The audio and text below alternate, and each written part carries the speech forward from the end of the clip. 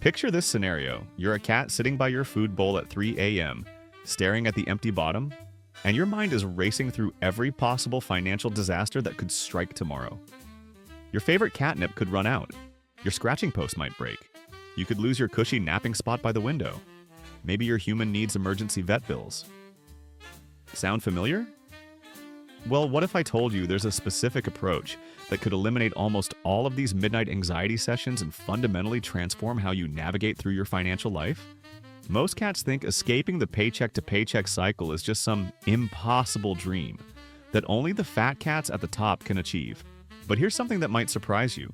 There's actual psychology and mathematics behind why certain financial strategies create dramatic shifts in your day-to-day existence. And the first real game changer isn't about earning more kibble. It's about understanding where your kibble actually goes. My name is Whiskers, and I spend way too much time thinking about money, human psychology, and why some cats seem to glide through financial challenges while others are constantly stressed about their next meal. If you've ever wondered what it actually takes to break free from living paycheck to paycheck, and more importantly, how each financial decision changes your entire relationship with money, make sure to hit that subscribe button and give this video a thumbs up if it helps clarify things for you. Now, before we dive into the specific strategies that actually work, let me paint you a picture of what life looks like when you're trapped in this cycle. You know that feeling when you're checking your bank account and you're mentally calculating whether you can afford the name brand cat food, or if you need to stick with the generic version that tastes like cardboard, or when your friends suggest going out for dinner and you have to come up with some creative excuse because you can't admit that $25 for a meal would mess up your entire budget for the week? This is the reality for millions of people who are living paycheck to paycheck. Every financial decision becomes a careful calculation. Every unexpected expense feels like a potential catastrophe. You're constantly playing defense with your money instead of being able to make proactive choices about your future. According to recent data from 2024, around 65% of consumers currently live paycheck to paycheck. That's not just low-income households either. Around 20% of households earning more than $150,000 annually are still living this way. But here's where things get really interesting. There's a specific psychological phenomenon that happens when you start implementing the right financial strategies. And it has nothing to do with suddenly earning massive amounts of money. In fact, most people who successfully escape this trap don't dramatically increase their income at all. The real transformation is much more subtle and much more powerful. The first thing that changes is your relationship with financial decisions. When you're living paycheck to paycheck, every choice feels dangerous. Taking a new job, moving to a different city, or even planning a small vacation becomes this massive source of stress because you know that one wrong move could leave you financially devastated. But when you implement proper financial strategies, suddenly these same decisions feel manageable. You're not necessarily going to quit your job tomorrow and become a professional cat video creator, but you might finally have the confidence to ask for that promotion you've been thinking about for months. There's also something fascinating that happens to your brain chemistry when you start gaining control over your finances. Financial stress actually increases cortisol levels, which is your body's primary stress hormone. This means that breaking free from paycheck to paycheck living doesn't just change your bank account. It literally changes how your body responds to daily challenges. Think about the last time you had a minor financial emergency. If you're living paycheck to paycheck, that unexpected car repair might as well be a countdown timer to financial disaster. You're immediately stressed about how you're going to pay for it, whether you'll need to put it on a credit card or if you'll have to borrow money from family. But when you have proper financial systems in place, that same car repair becomes a simple inconvenience. You're annoyed, sure, but you're not panicked. Aye? This shift from panic to mild annoyance might seem small, but it has ripple effects throughout your entire life. When you're not constantly worried about money, you make better decisions in general. You sleep better, you're more productive at work, you're more patient with your family and friends. Financial stress affects every aspect of human behavior. And removing that stress unlocks mental energy that you can redirect toward actually improving your situation. But here's something that most people don't realize about escaping the paycheck to paycheck cycle. The majority of the benefit doesn't come from earning more money. It comes from understanding exactly where your money goes and making intentional decisions about every dollar. This is what financial experts call budgeting, but it's probably one of the most misunderstood concepts in personal finance. Most people who successfully break this cycle never actually spend their way out of it. Instead, they spend their way into financial clarity. They track every expense. They understand their true fixed costs versus their variable spending. They identify areas where money disappears without providing real value. Most importantly, they develop the mental bandwidth to focus on increasing their income because they're not constantly worried about basic survival. There's also a confidence factor that's hard to quantify but impossible to ignore. When you know exactly where your money goes each month, you carry yourself differently. You negotiate better. You're more willing to walk away from bad financial deals because you're not desperate. This confidence often leads to better job opportunities, better financial decisions, and better life outcomes in general. Now, you might be thinking that creating a budget sounds like an impossible task, especially if you're currently struggling to make it through each month. But here's what's interesting about human psychology. The hardest part isn't tracking the money itself. The hardest part is developing the identity of someone who controls their finances instead of letting finances control them. Most people approach budgeting like it's a temporary diet. They track expenses obsessively for a few weeks, make dramatic spending cuts, and then burn out and go back to their old habits. But the people who successfully escape the paycheck-to-paycheck trap don't think of budgeting as a temporary restriction. They think of it as becoming a different type of person. This identity shift is crucial because it affects every financial decision you make. When you see yourself as someone who manages money intentionally, you start noticing opportunities to optimize expenses that you never saw before. You become more creative about finding additional income sources. You start thinking long-term instead of just focusing on immediate survival. The beautiful thing about this process is that it gets easier as you go. Creating your first budget is challenging. It requires significant effort and constant attention. But maintaining your second month of budgeting is noticeably easier because you've already identified your spending patterns. By the time you're working on your third or fourth month, the process feels almost automatic.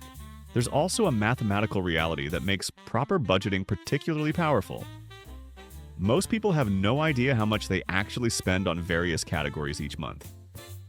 They might guess they spend $300 on groceries, but the reality is $450. They estimate $150 for dining out, but credit card statements show $280. This lack of awareness creates what I call financial leakage, where money disappears without providing conscious value. When you track every expense for just 30 days, you'll discover spending patterns that will genuinely shock you. The average American spends over $3,000 per year on coffee, dining out, and convenience purchases. That's not even counting major expenses like car payments or entertainment subscriptions. If you could redirect just 1/3 of that spending toward intentional goals, you'd have $1,000 annually to work with. But here's where most people completely miss the point, and this is something that will probably surprise you. The difference isn't just mathematical. It's not simply that you have more money to work with when you track expenses. The real magic happens in your brain when you start seeing patterns in your spending behavior. When you don't track expenses, your brain operates in what psychologists call financial fog. Every spending decision feels disconnected from every other spending decision. You buy coffee without thinking about how it relates to your grocery budget. You subscribe to streaming services without connecting them to your entertainment spending. You make impulse purchases without understanding how they affect your monthly cash flow. But something remarkable happens when you start tracking every dollar for 30 consecutive days. Suddenly, your brain begins connecting dots that were always there but invisible. Instead of asking yourself, "Can I afford this coffee?" you start asking yourself, "Is this coffee worth more than the extra payment I could make toward my credit card debt?" Instead of wondering if you should buy that new gadget, you start calculating whether it's worth delaying your emergency fund goal by 2 weeks. This shift from isolated spending decisions to connected financial thinking is what separates people who escape the paycheck-to-paycheck cycle from those who stay trapped forever. And the crazy part is that this transformation usually happens within the first month of consistent expense tracking. Let me give you a real-world example that perfectly illustrates this principle. Meet Sarah, a 29-year-old marketing coordinator, earning $48,000 annually. Before she started tracking expenses, Sarah felt like she was drowning financially despite having what seemed like a decent income. Every month felt like a financial emergency waiting to happen. She had $300 in her checking account, $2,400 in credit card debt, and absolutely no emergency fund. Sarah's first month of expense tracking revealed spending patterns that genuinely shocked her. She was spending $340 monthly on food, but only $180 of that was groceries. The remaining $160 was takeout and restaurant meals that she barely remembered ordering. She discovered 3 subscription services charging her $47 monthly that she hadn't used in over 6 months. Her coffee shop visits totaled $89 monthly, which seemed impossible until she realized she was buying coffee almost daily without thinking about it. Most importantly, Sarah discovered that her true fixed expenses, the bills she absolutely had to pay every month, totaled only $2,100. Her take-home income was $3,200 monthly, which meant she theoretically had $1,100 available for variable expenses, debt payment, and savings. But somehow that $1,100 was disappearing every month without creating any lasting value in her life. This is where the 50-30-20 budget framework becomes incredibly powerful, and it's something that most people completely misunderstand. The 50-30-20 rule suggests allocating 50% of your after-tax income to needs, 30% to wants, and 20% to savings and debt repayment. But here's the critical part that everyone misses. This isn't just about dividing money into categories. It's about creating conscious boundaries between different types of spending. Sarah implemented this framework by first calculating her true needs category: rent, utilities, minimum groceries, transportation, insurance, and minimum debt payments totaled $1,600 monthly, which was exactly 50% of her take-home income. Her wants category received $960 monthly, covering dining out, entertainment, coffee shops, and upgraded grocery items. The remaining $640 went toward aggressive debt repayment and emergency fund building. Within 6 months, Sarah had paid off her $2,400 credit card debt and built a $1,500 emergency fund. But more importantly, she had fundamentally changed her relationship with money. Instead of feeling like a victim of her financial circumstances, she felt like the director of her financial future. The psychological transformation that happened during those 6 months was remarkable. Sarah started automatically questioning every purchase above $20. She began comparing prices on regular expenses like phone plans and insurance. She negotiated a $3,000 raise at work because she felt confident about her financial foundation. Most importantly, she stopped making financial decisions based on fear and started making them based on long-term goals. But here's where most people make a critical mistake when implementing budgeting strategies. They focus entirely on the restriction aspect and ignore the freedom aspect. Sarah didn't feel deprived during her financial transformation because she understood that every dollar she redirected from unconscious spending toward intentional goals was buying her future freedom. The key insight that Sarah discovered is that budgeting isn't about limiting your life. It's about ensuring that your money reflects your actual priorities instead of just disappearing into financial fog. When you're spending $89 monthly on coffee without realizing it, that money isn't serving your priorities. It's just evaporating. But when you consciously decide to spend $40 monthly on coffee because you genuinely enjoy that daily ritual, that same spending becomes intentional and satisfying. This principle extends to every category of spending. The goal isn't to eliminate all discretionary expenses. The goal is to make sure every dollar you spend is creating value that aligns with your priorities. Some people genuinely value eating at restaurants and should budget appropriately for that enjoyment. Others prefer spending money on hobbies, travel, or building wealth faster. The budget framework simply ensures that your spending matches your stated priorities instead of happening randomly.